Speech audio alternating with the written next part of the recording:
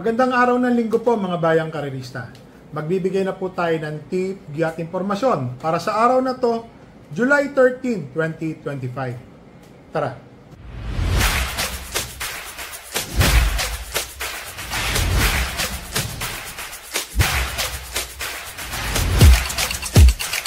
So mga bayang karerista, ngayong araw ng linggo, ang start time po ng karera ay sa ganap na alas 2 ng hapon. Pakita ko lang po ang ating kopya. No? 8 races po. Ngayon na po gaganapin ang third leg ng Triple Crown Stakes Race, third leg ng Hopeful Stakes Race, at third leg ng 3-year-old locally bred Stakes Race. Race number 1, rating 6 to 10 split, 1,400 meters, 8 runners. First choice, entry number 7, Be Fit and Fabulous. Ito pong kabayo na to, segundo nung huling takbo. So, dalawang takbo na pong segundo, si Be Fit and Fabulous. Tingin ko, nandoon naman po yung galing niya. Talagang nauungusan or namemetahan lang po talaga. Kabayo po yan ni Ma'am Rencel at ni Boss Choi. Tingin ko, malaki po ang panalo. Second choice, couple entering 4 and 4A, Advocacy and 4A, Waray na may dapa. Parehas may panalo po ito. Parehas mainam na kabayo. Tingin ko, malaki po ang tsansang manalo. So dito sa race number 1, first choice, entry number 7, Be Fit and Fabulous. Second choice, couple entering 4 and 4A, Advocacy, and 4A, Waray na may dapa. So dito na tayo sa race number 2, Pilracom, third leg ng 3-year-old locally bred stakes race. 10 runners. First choice, entry number 3, Blackjack. Ang distansya po ay 2,000 meters. Etong si Blackjack, mga bayang karerista, nung huling takbo niya, bandera po siya. Para sa akin po, ang ganda po ng pinakita ni Blackjack. Yun lang, talagang kahit ano pong sabihin natin, may kahabaan po yung distansya. Hindi naman po talagang ganun katulong si Blackjack. Tinesting siguro. Pero para sa akin po, first choice ko na ho siya ngayon. Medyo 3-year-old locally bred na po ito. Tingin ko, malaki po ang panalo. Second choice, entry number 4. Isang matuling kabayo, El Jaleo. Ito pong si El Jaleo, mga bayang karerista. Nung 2-year-old po ito, mainam po ito. Ito po yung mga nakakalaban nila kung static offer. Yung po mga grupo na yun, mga bayang karerista ha. Pati yung tumalo kay static offer. Yan ho. Tingin ko may panalo din po yan. Naglagay po ako ng third choice. Isang daremating kabayo. Entry number 7, Natasha. Etong si Natasha. Nanalo po ito ng maiden stakes race. 1.26 medyo o 27 ang kanyang tinapos. Tingin ko malaki po ang panalo ni Natasha. Lalo na 2,000 meters itong karera na to. So dito po sa race number 2, first choice entry number 3, Blackjack. Second choice entry number 4, El Jaleo. Third choice entry number 7, Natasha. Dito na tayo sa race number 3, third leg ng Hopeful Stakes Race. 2,000 meters, 7 runners. First choice, matuling kabayo, entry number 4, Lilibel. First choice ko na ho, si Lilibel. Para sa akin po, de boca po talaga to. Nandoon na po agad dyan sa unahan. Sa pagmahabang distansya, baka mamaya makapermis po ito. Habol sila ng habol, kakahabol, nauubusan sila. Eto, iba kasi nasa unahan na matulin. First choice. Second choice, entry number 7, Senyor Ibarra. Stakes race winner din po ito. Maiden stakes race. Alam ko, siya rin po ang tumalo dito. Parang si Lilibel o yung Midnight Bell. Tinalo po niya yan ni Ibarra. Senyor Ibarra.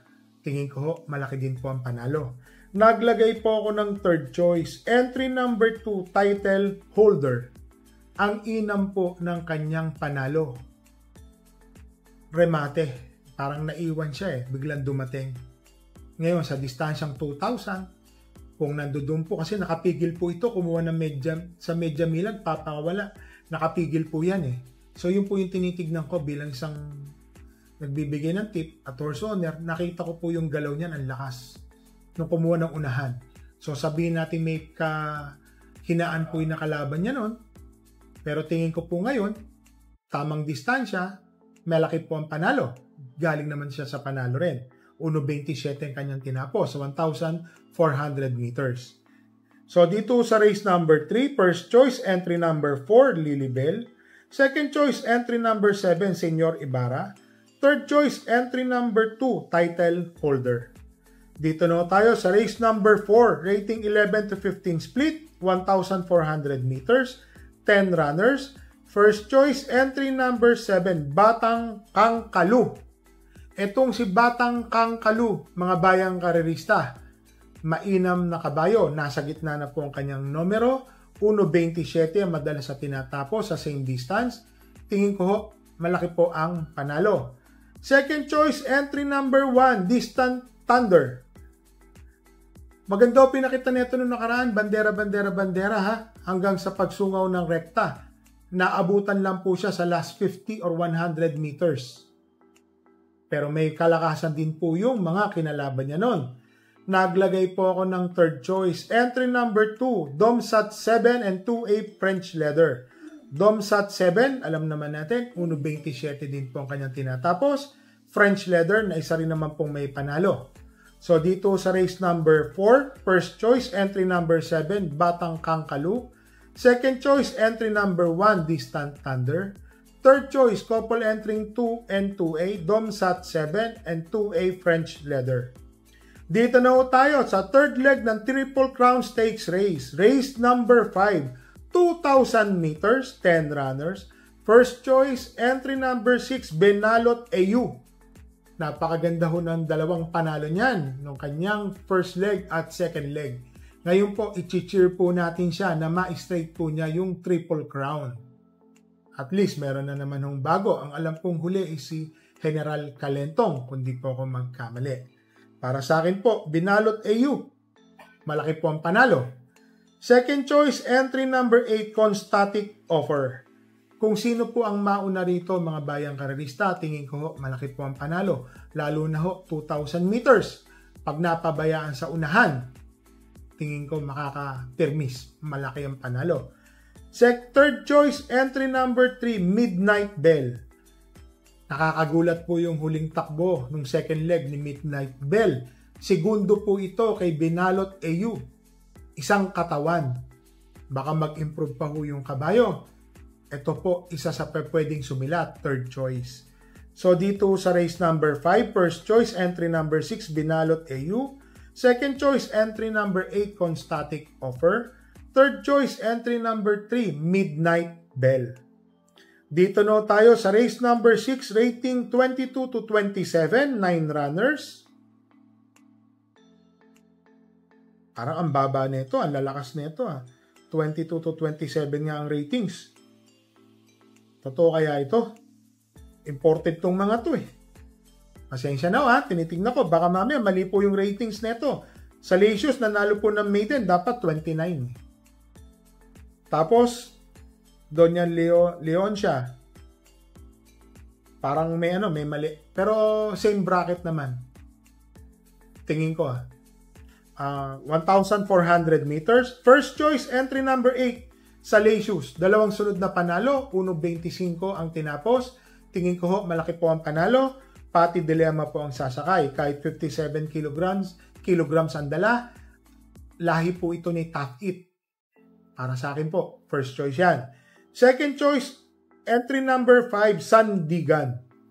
Etong si Sandigan, mga bayang karerista, JB Hernandez. Matuling kabayo, pwede yung sumunod. Tingin ko, may malaki rin pong tsansang manalo. So dito sa race number 6, first choice, entry number 8 sa Latius. Second choice, entry number 5, Sandigan. Dito na tayo sa race number 7, rating 16 to 21, 12 runners, 1,400 meters. First choice, entry number 5, Border Force. Ang inam po ng panalo nung nakaraan ni Border Force. Tingin ko ho, napupunto si Border Force, mga bayang karerista ha. Malaki po ang panalo, imported, first choice. Second choice, entry number 7, Basket of Gold. Patty Ramos Dilema ang papatong. Tingin ko ho, di banderang kabayo. Kung wala pong makakabuliglig, malaki po ang panalo. Third choice, entry number 2, Dakota Elegance. Imported na kabayo, JB Hernandez. Tingin ko, may panalo po yan. Sama po natin. Naglagay po ako ng tuldok. Kabayo po ni Madam LABD, ni paring Hans at si Luis Dicena, Madam Luis Dicena. Fourth choice ko po yan.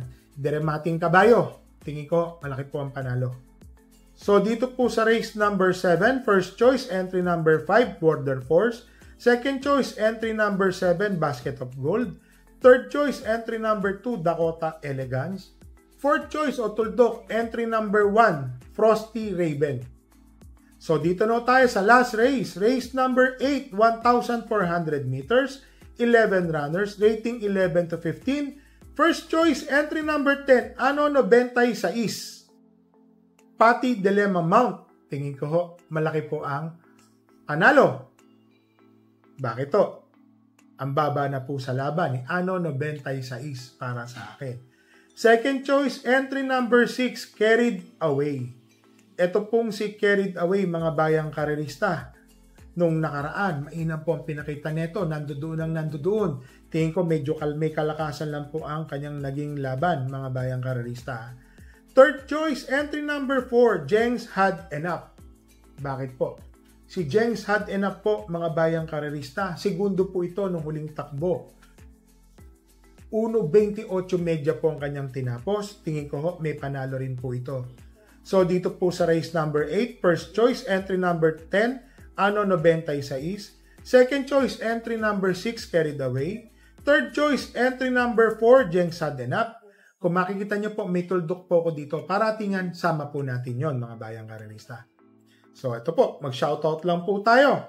Shoutout po natin si Boss Pen Pogi, Boss Obet Victoria, Boss Al at si Boss Jojo. Shoutout din po kay Mr. Benji Angeles, Leo J. De La Vega, Andy Policarpio, Mamerto Rodriguez. So, shoutout po sa inyo lahat dyan. Ito po. Papunta na po tayo doon sa sinasabi natin na mga tanong. Meron bang mga biyaheng kabayo at kung meron, ano ang ginagawa ng kinaukulan para mabawasan kundi matanggal para masugpo o mabawasan ito? Maganda naman yung tanong. Dapat po kasi ang mas magandang tanong kung walang panalo para sa akin po Hindi po nawawala yan, mga bayang karerista. Your choice is good as mine. Kaya ako sinasabi yan. Unang-una po, mahirap po patunayan na biyahe po ang isang kabayo. Masasabi po natin na ang isang kabayo, bumababa po yung competitive level niya o yung kondisyon niya, yung pong pagkakataon para makapagpababa ng grupo. Isa po yan. Ngayon, ang tanong mo pa na isa, paano mababawasan? Hindi po natin kayang sabihin yan. Kagaya po nung kabayo ko, sa sample ko na po, si Hills Magic. Pwede nyo sabihin, galing siya sa mataas. Inabot po ni Hills Magic parang rating 62. Ngayon po, nasa rating 8 na po yan. Tatakbo po yan ngayong araw ng Sabado. Nilalabas ko po yan. Di yan biyahe, nakakaroon ng aberya. Alam niyo po, nasa likod po kami ng camera, ng karera. Horse owner, trainer, jockeys, ensayador. Diyan po, nalalaman ko kung may diferensya, nagkakadiferensya po yung kabayo. May mga kabayo po na pag tumakbo, sumasakit ang ganito, ganun-ganyan after the race or during the race. Pumasa. May inspector, nagawa nung sa yun na sa pangalawa, during the course of the race, nalubak. Nangyayari po yan. Mali ng hakbang, ang tawag ko dyan. So, yung sasabihin nyo po, nagkakaroon po, kailangan may bumaba na kabayo. Hindi naman pwedeng lahat ng kabayo, puro nando doon sa taas. Kasi kung lahat yan nasa taas, ito konti. Kung pansinin nyo, rating 6 to 10, ang dami na niyan. Bakit to? Nagdatingan na po yung mga magagaling na imported. Nasa hanggang rating 16 to 21. 16 ang pinakamababa nila. Tingin ko po, competitive po sila. Anong panalo ng mga local natin dyan? Marami na rin po magagandang kabayo. Hindi ko po sinasabing against ako sa mga imported. Pero para sa akin, magandang investment po yan. Oo. Ngayon kasi, Kung ang kabayo ko, hindi naman nanalo sa rating 16 to 21. Mga nasa 32 to 37 yung nandoon. Pataas pa, nasa 16 to 21. Paano pa mananalo? Mabubugbog lang ng mabubugbog yan. So, kailangan makababa din po sila. Siguro, yun po ang gusto nyong parating. Ang pagpapababa ng ratings, dun po yan nangyayari. Pagka ang kabayo po is nawawala po sa peak ng kondisyon niya, habang tumatakbo, dun po siya nakukumpleto at bumababa pa. Ito pa ulit. Kay Flightline. Ang tanong po ni Mr. Flightline, ang kanina po muna nagtanong ay si Mr. Erwin Visita. Opo, ngayon po si Mr. Flightline. Ask ko lang po kung bakit may piso na nakakalusot exotic ng winner take all. Gaya kay Strayson, 291 pesos. Bukod tangi siya na ang may parating na may butal na piso. Okay po, meron pong pwedeng tumaya na isa't kalahating ticket or kalahating ticket. Pwede po yan mga bayang karabista. Baka di nyo po alam, pwede po yan. Every 2 peso bet, meron naman piso. So kalahati po ang nangyari. Kunyari ako po tumaya, 144. 144, may sobra pa ako, 200 ang pera ko, may get. Isa't kalahating ticket. Meron po niyan mga bayang karabista. Sana nasagot yung tanong niya ni Flightline. Meron po niya sa winner take all, pick 6 sa exotics. Meron po yan. Ito naman po. Kay Joey Talion.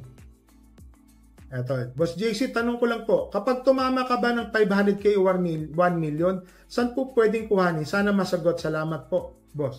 Ito, KSA, Kingdom of Saudi Arabia. Pagka 500,000 to 1 million, diyan na po kayo sa Ortigas, sa mismong Metro Manila Turf Club na po. Doon na po ninyo kuhanin. Meron naman pong mga, kunyari, nandito ka sa Pilipinas o yung tumama, minsan yung mga tellers, nagtatawagan yan, dinadala yung pera kung saan pa pwedeng magkita. Pero mas maganda po, mas safe, doon na po sa opisina ng Metro Manila Turf Club nyo kubrahin. Yan po nandiyan lang po yan sa San Miguel Avenue malapit lang po yan. Sa Mega Mall, likod lang po halos ng Mega Mall. Tapos may isang kalye doon, nandoon na po yan. Napaka-bilis po kumubra dyan, mga bayang karabista. Ito po isang tanong kay Mr. Fabian. Boss JC, paano ba mag-compute ng total gross ng winner take all or pick 6, pick 5? Let's say 7 million po ang total gross. Paano ba i-compute yan? Sa nanalong ticket na let's say na 200 tickets po. Ito po yan mga bayang karabista. Kagaya na lang po netong nakaraan. 10 million na lang po ang kasama na po yung carry over. Sa 10 million na yun, ang naging dividendo, 16 winners po 16 winners, 600,000 plus. So para sa akin, sa computation ko po dyan, is parang 60, kasi ang taxes para sa akin, nasa kulang 35%. Doon po ako more or less nandoon po. Di pala pwedeng mag-more. Less po. Parang nandoon po sa akin sa winner take all. So, hindi po nagkakala yung computation na ginagawa ko. Malapit na malapit. Minsan, kulang pa nga po yung kwenta ko Mas malaki pa yung binibigay. Kasi sa akin po, tinatimes po siya sa 65. Times 65 divided by kung ilan po yung winners. Yun po mga bayang karabista. Ito naman po isang tanong ni MJ Forbes. Boss, para po makapunta sa MMTCI Malbar, Batangas, yung libreng sakay po. Kung may free ride. Ganito po yan, mga bayang karabista. Nag-chat po ako ngayon. Wala pa pong, kasi today is, alam naman natin Friday. Today. So, malalaman po natin yan. Either mamaya po, ipopost po yan bago magsimula ang karera during the course of the race ngayong Friday para sa Sunday or tomorrow morning. Kasi ang alam po, kada Triple Crown meron, nakakadalawa na yan Malamang meron din po yan ngayon. So, keep update po kayo. I-update ko rin po kayo sa ating Facebook channel. Para at least makikita nyo po yan. Ito po, may tanong po dito. Ngayon, sana magpanalo naman daw po tayo. Alam nyo po, mga bayang karerista, ganun po talaga ang karera. Ang dami pong magagaling na kabayo ngayon, mga bayang karerista. Marami pong mga kabayong nagsisibaba, galing sa taas, nakababa. Bakit to? Hindi naman sila manalo dito. Labas naman sila, nakikinto kwarto, bumaba na isang bracket ng ratings, nanalo na sila, papanik ulit, ganun ulit Yun po. Yun lang po ang cycle ng karera dito sa atin.